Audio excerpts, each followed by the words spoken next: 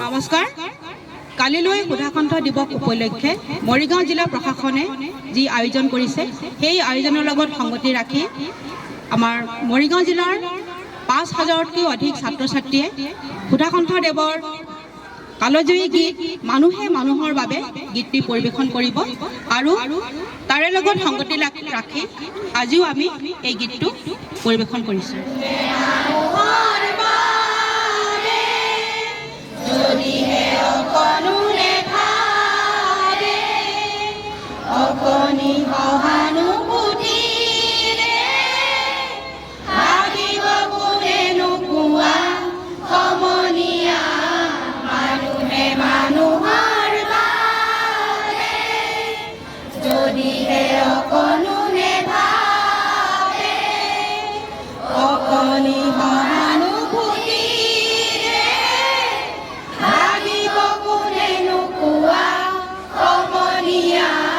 মানুহে মানুহ